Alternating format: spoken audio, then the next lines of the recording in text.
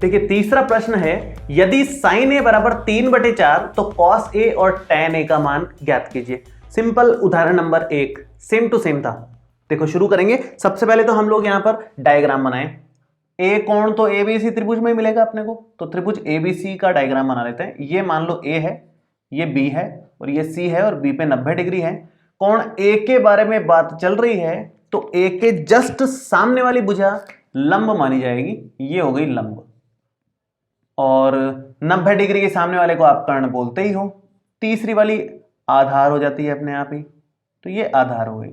अब यहां पर क्या दिया हुआ है, यहां पर दिया हुआ है साइन ए का मान। साइन ए, साइन का मान होता है लाल बटे कक्का के हिसाब से एल बटे के।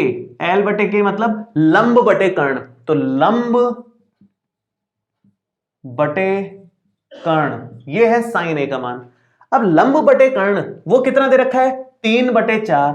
मतलब लंब और कर्ण का अनुपात हमें 3/4 दे रखा है। लंब अनुपात कर्ण हमें 3/4 दिया हुआ है। तो लंब क्या कहोगे आप, लंब आप कह सकते हो 3k, और कर्ण अनुपात हटा करके हम k या x लगाते ही हैं, तो 3x लिख दो या 3k लिख दो। ऐसे यहां पर 4x लिख दो या 4k लिख दो।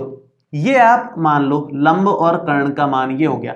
तो लंब और कर्ण का मान यहां रख दो आप। लंब का मान आप रखोगे यहां 3k, कर्ण का मान रखोगे आप 4k, और आधार हमें निकालना है।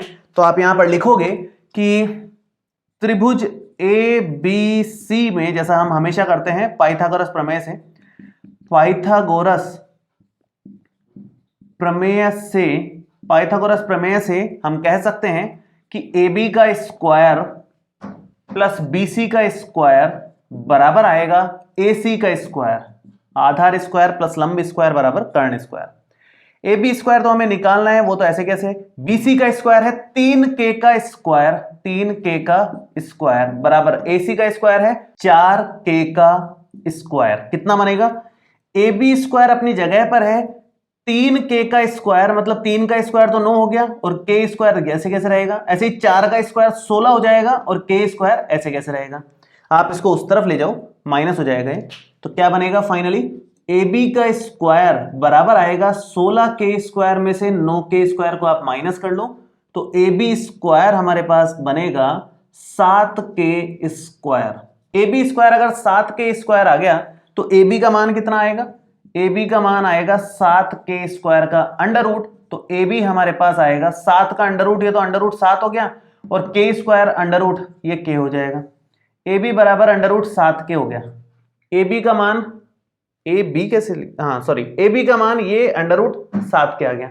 अब यहां से मैं लिख भी देता हूं एक बार इसको, अंडर रूट 7k। अब जो भी मान है अकॉर्डिंगली आप cos a और tan a का मान ज्ञात कीजिए। तो tan a और cos a वो रहा फॉर्मूला। हम सबसे पहले सीक्वेंस लिख लें, साइन होता है, फिर cos होता है, फिर tan होता है।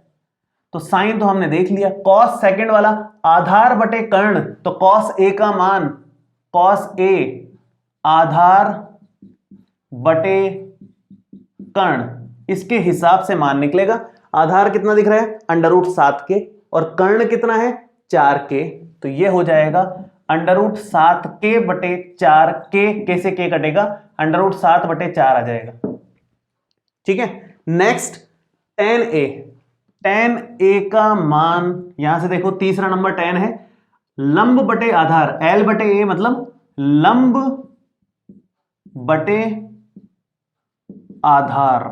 लंब कितना है, लंब है 3k और आधार है अंडर रूट 7k, तो ये हो जाएगा 3k बटे अंडर रूट में 7k, k से k कटेगा तो 3 बटे अंडर रूट में 7 आ जाएगा।